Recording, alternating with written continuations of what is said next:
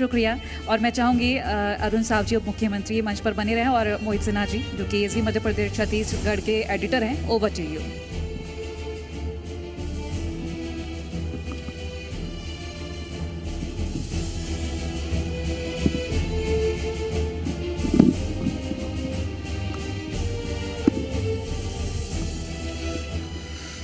शुक्रिया कोमल। कहते हैं कि छत्तीसगढ़ में सरकार साए साए काम कर रही है। इस सरकार के उप मुख्यमंत्री हैं अरुण साव जी। जोरदार तालियों से अरुण साव जी का स्वागत करिए। अरुण जी, ये साए साए मतलब होता है फौरन, तो ऐसा क्या करती है सरकार की ये टर्म जो है इतना पॉपुलर हो गया? आपके सभी दर्शकों को राम राम, जय जोहार। मोहित जी, आपका भी नमस्कार, राम राम। आज लगभग 100 दिन पूरे हुए हैं विष्णुदेव साय जी के नेतृत्व में भारतीय जनता पार्टी की सरकार को बने। इन 100 दिनों में जो मोदी की गारंटी हमने पूरी की है, किसी राज्य में ऐसा नहीं हुआ कि इतने कम समय में किसी सरकार ने अपने वायदों को पूरा किया है। 13 दिसंबर को ओथ लिए और 14 दिसंबर को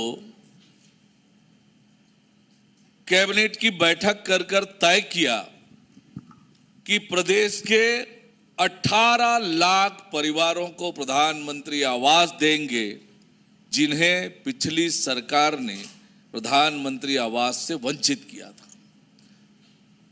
जो कहा था कि हमारे मुख्यमंत्री जब बनेंगे, मुख्यमंत्री निवास में जाने से पहले लोगों के आवास के फाइल में हस्ताक्षर करेंगे, तब मुख्यमंत्री निवास में प्रवेश करेंगे। 13 तारीख को शपथ लिया और 14 तारीख को कैबिनेट की बैठक करके 18 लाख प्रधानमंत्री आवास की स्वीकृति दे दी। अब वो तेज गति से उस पर काम चल रहा है। फिर एक दूसरा बड़ा वादा, मैंने जैसे बताया कि 13 दिसंबर को शपथ लिए और 14 दिसंबर को पहले कैबिनेट की बैठक, 18 लाख प्रधानमंत्री आवास।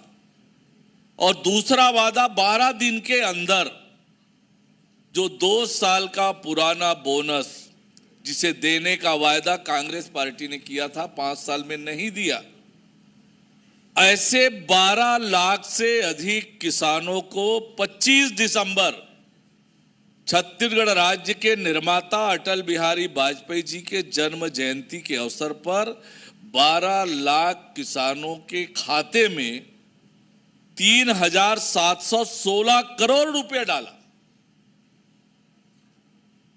पीएससी का घोटाला, छत्तीसगढ़ के नौजवानों के भविष्य को बेचने का काम, चौपट करने का काम पिछली सरकार ने किया। हमने वादा किया था प्रदेश के युवाओं से कि हमारी सरकार आएगी, हम जांच कराएंगे। हमने सीबीआई जांच का आदेश कर दिया। फिर किसानों की बड़ी बात होती थी। हमने वादा किया था 21 क्विंटल धान खरीदेंगे और 3100 रुपए प्रति क्विंटल के भाव से देंगे, और वह भी एक मुश्त देंगे। हमने 12 मार्च को किसानों के खाते में 13,320 करोड़ रुपए 24,72,000 किसानों के खाते में भेज दिया। महतारी वंदन योजना, हमारी महिला बाल विकास मंत्री बैठी है, जिस दिन से मंत्री बनी उस दिन से उस योजना के क्रियान्वयन में लग गई। और तय तो किया था अंतर्राष्ट्रीय महिला दिवस पर देंगे 9 मार्च को, पर माननीय प्रधानमंत्री जी की व्यस्तता के कारण 10 मार्च को 70 लाख बहनों के खाते में महतारी वंदन योजना की राशि डाल दी। ये इतने बड़े बड़े काम 100 दिनों में, ये तो मैंने कुछ प्रमुख काम आपके सामने गिनाए हैं। अनेक निर्णय, तेंदुपत्ता के लिए जो वादा किया था, प्रति मानक बोरा 5,500 रुपए देंगे, वो प्रारंभ कर दिया। तो ये विष्णुदेव साय जी के नेतृत्व वाली सरकार ने 100 दिनों में ऐतिहासिक उपलब्धियां काम की और साय काम किया, जल्दी जल्दी काम किया। और मोदी की गारंटी थी, और मोदी की गारंटी का मतलब ही होता है गारंटी के पूरा होने की गारंटी, जो हमारी सरकार ने करके दिखाया। एक काम और हुआ था, जब आपकी सरकार आई थी तो दनादन बुलडोजर चले थे, इस पे आपका क्या स्टैंड है और अब ये ठप क्यों हो गया?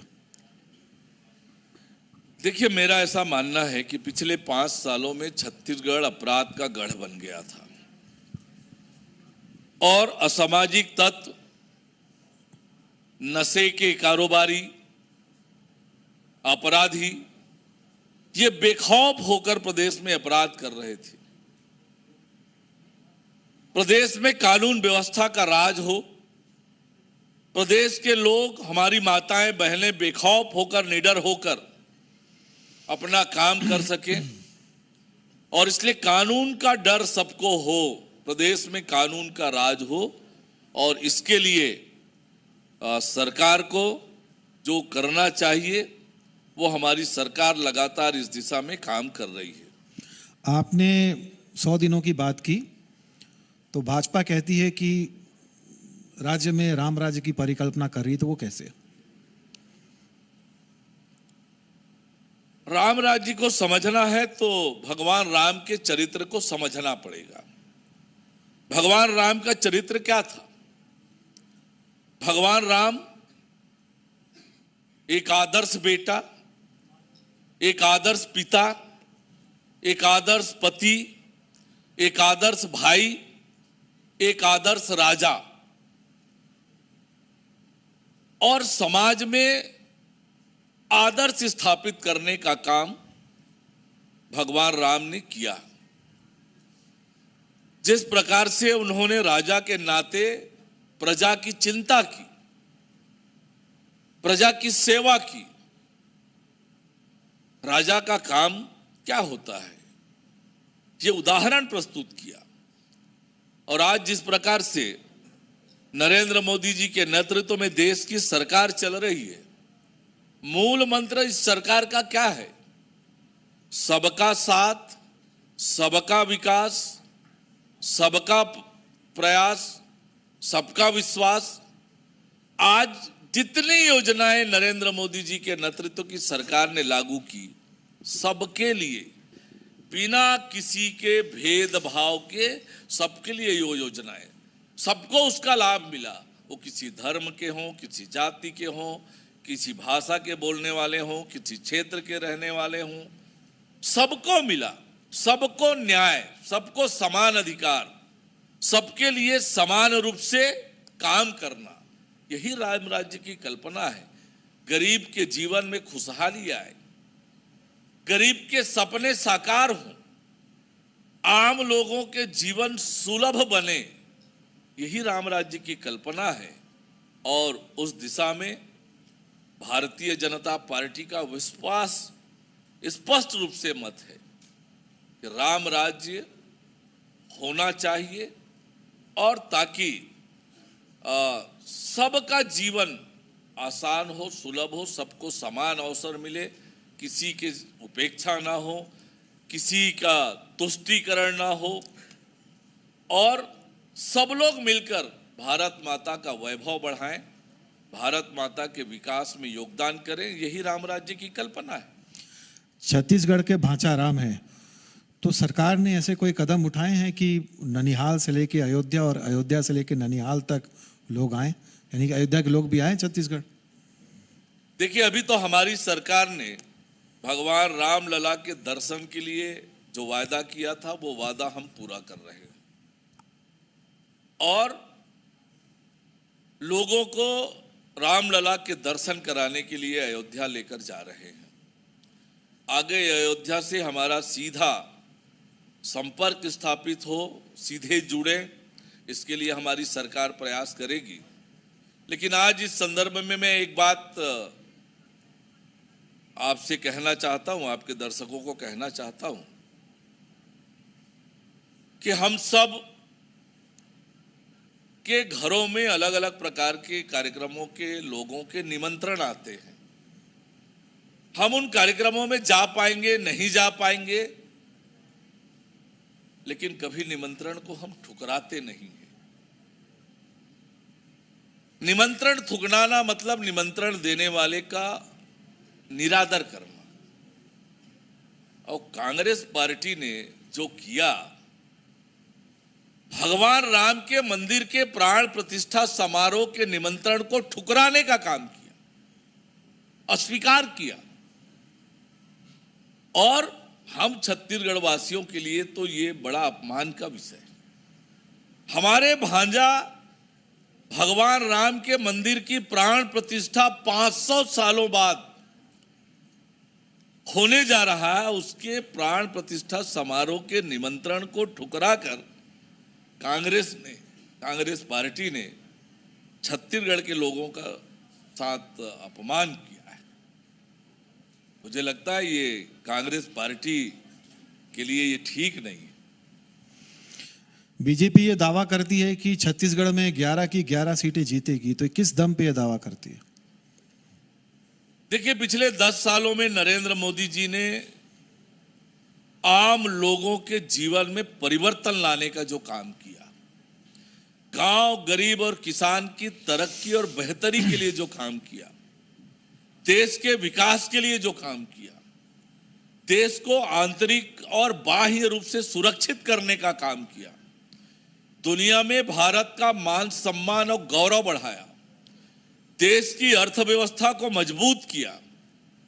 याद करिए वो हालात 2014 से पहले देश की अर्थव्यवस्था और देश की दुनिया में कैसी प्रतिष्ठा थी, और पिछले 10 सालों में दुनिया का देखने का नजरिया भारत के प्रति कैसे बदला है, कैसे हम दुनिया की 5वीं बड़ी अर्थव्यवस्था बने हैं, और अब लक्ष्य क्या है? दुनिया की 3री बड़ी अर्थव्यवस्था बनने का लक्ष्य रखा है। आज दुनिया अपने से कह रही है कि 21वीं सदी भारत की सदी है। और ये जो 10 सालों में परिवर्तन आया है, देश की दशा और दिशा दोनों बदली है। आज देश के आम व्यक्ति ये चाहते हैं कि दुनिया में भारत का मान सम्मान और प्रतिष्ठा बढ़े, देश विकास की ओर बढ़े।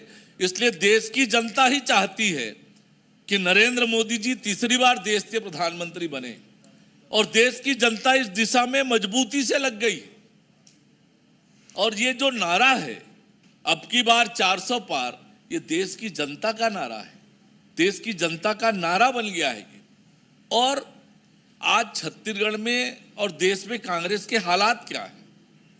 कांग्रेस डूबती हुई जहाज है, और जो समझदार लोग उस नाव में सवार हैं वो अब कूदकर बाहर आ रहे हैं। उसमें से बड़ी संख्या में लोग भारतीय जनता पार्टी में आ रहे हैं। भारतीय जनता पार्टी में इसलिए आ रहे हैं कि उनको लगता है कि आज देश और प्रदेश के विकास का काम कोई कर सकता है तो भारतीय जनता पार्टी ही कर सकती है। नरेंद्र मोदी जी के नेतृत्व में ये हो सकता है। और आज छत्तीसगढ़ में कांग्रेस के हालात क्या हैं? कांग्रेस की टिकट पर कोई चुनाव लड़ने को तैयार नहीं, कहां से कहां लेकर जाकर टिकट दे रहे हैं। और बस्तर के प्रत्याशी ने कहा मैंने तो अपने लिए टिकट मांगी नहीं थी।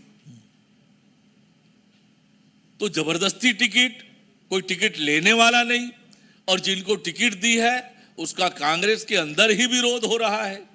उन प्रत्याशियों को कांग्रेस के लोग ही स्वीकार नहीं कर रहे हैं। जब कांग्रेस के प्रत्याशी को कांग्रेस के लोग स्वीकार नहीं कर रहे हैं तो जनता कहां से उनको स्वीकार करेगी?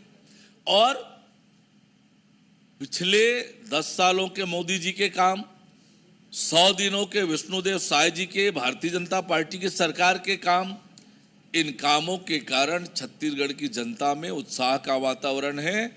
और 11 की 11 सीटें छत्तीसगढ़ की जनता नरेंद्र मोदी जी की झोली में, भारतीय जनता पार्टी की झोली में डालने का काम करेगी।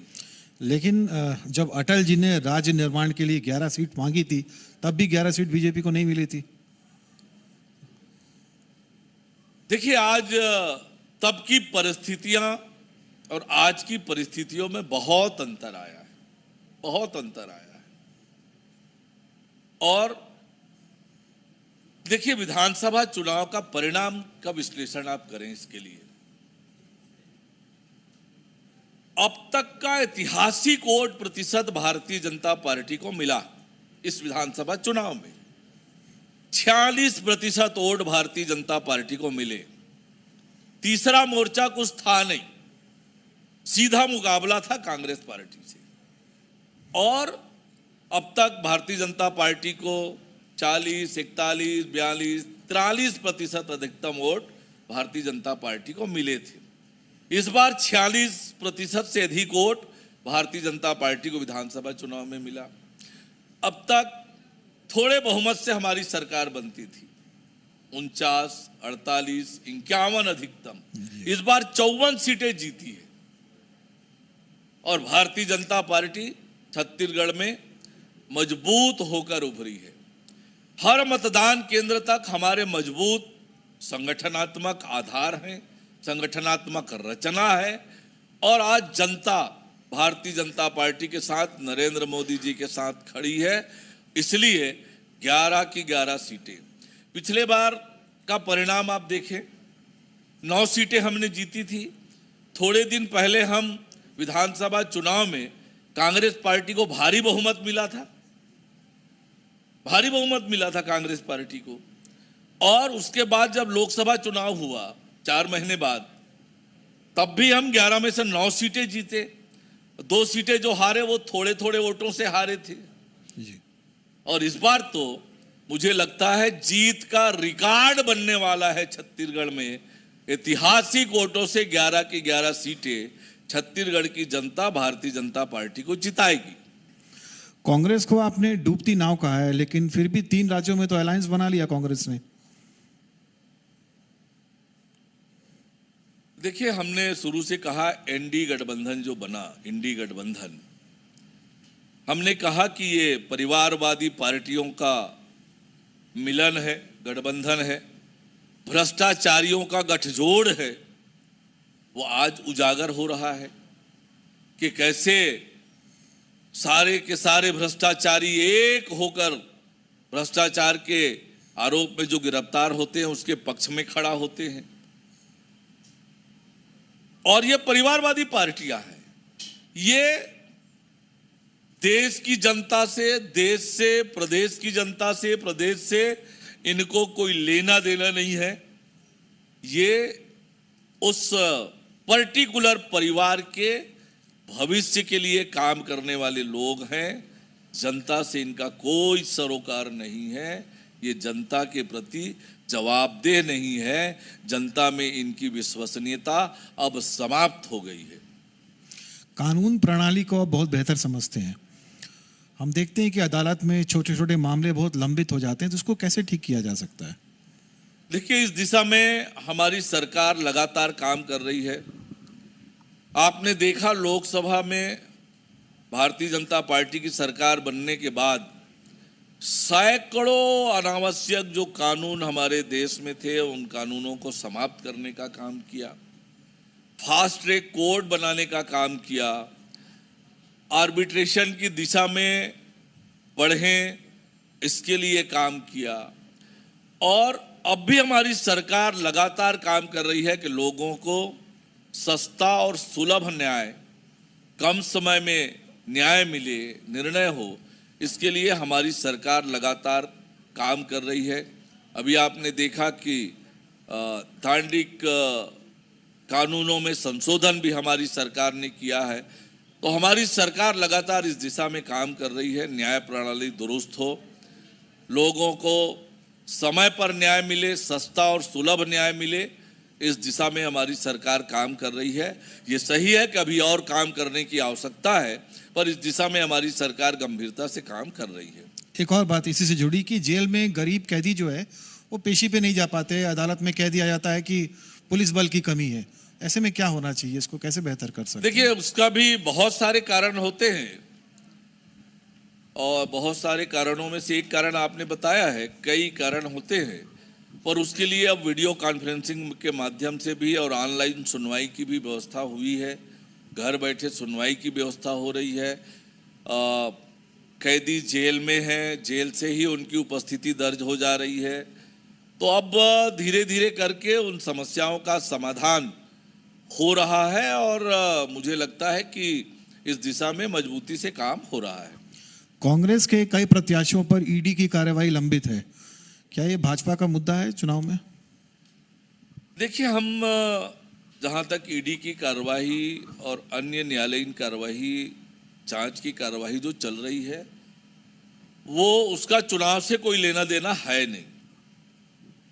ये कार्यवाहियां लंबे समय से चल रही हैं और जांच की प्रक्रिया सतत प्रक्रिया का ये हिस्सा है। चुनाव से इसका कोई लेना देना नहीं है। हमारी सरकार भ्रष्टाचार के खिलाफ जीरो टॉलरेंस की नीति पर चल रही है और भ्रष्टाचार जो भी करेगा उसके खिलाफ कानून सम्मत कार्यवाही होगी, ये निश्चित है। लेकिन कांग्रेस आरोप लगाती है कि साजिश है, उनको बदनाम करने की कोशिश है चुनाव के लिए। मोहित जी, मैं आपसे पूछता हूं, जिसके खिलाफ ये कार्रवाई होगी, जिनके खिलाफ एफआईआर होगा, जिनकी गिरफ्तारी होगी, वो और क्या बोलेंगे? उनके पास और क्या है जो वो बोल सकते हैं? इसलिए ये राजनीतिक बातें हैं और ये राजनीतिक जवाब है। वास्तविकता ये है कि छत्तीसगढ़ में जो गिरफ्तारियां हुई है ईडी के जांच के बाद, आईटी के जांच के बाद, आज तक उनकी जमानत कोर्ट से नहीं हुई है। कई लोगों को साल भर से ऊपर हो गया है जेल में। इतने लंबे समय के बाद भी यदि न्यायालय से जमानत नहीं मिला है, इसका मतलब ये है कि एजेंसियों ने उनके खिलाफ पर्याप्त साक्ष्य एकत्रित किए हैं, साक्ष्य मौजूद है और इसलिए कोई राजनीतिक आधार पर ये कार्यवाहियां नहीं हुई है। ये तथ्यों के आधार पर, साक्ष्य के आधार पर की गई कार्यवाहियां हैं। अभी बिलासपुर की बात करें तो देवेंद्र यादव को प्रत्याशी बना के भेजा, बेल नहीं मिल रही है, ईडी का ही मामला है, तो इस पे क्या कहेंगे? देखिए, मैंने कहा कि आज कांग्रेस पार्टी की टिकट पर कोई चुनाव लड़ने को तैयार नहीं है और देवेंद्र यादव के प्रत्याशी बनने के बाद कांग्रेस पार्टी के कार्यालय में ही अनशन किया कार्यकर्ता ने, पदाधिकारी ने। क्षेत्र में लगातार उनका विरोध हो रहा है। बिलासपुर से कोई नाता नहीं है, कोई लेना देना नहीं है और ये कांग्रेस की आज मजबूरी हो गई है। जनता में विश्वसनीयता समाप्त हो गई है। कांग्रेस में न नेतृत्व है, न नीयत है, न काम है, न विश्वसनीयता है। कांग्रेस की अपनी मजबूरी है और इसलिए जनता उसका जवाब देने वाली है। मैंने आपसे कहा कि इस बार 11 की 11 लोकसभा सीटों में भारतीय जनता पार्टी रिकॉर्ड वोटों से जीतने वाली है। बहुत बहुत शुक्रिया Arun Shah ji. Over to you तृप्ति। शुक्रिया मोहित सर।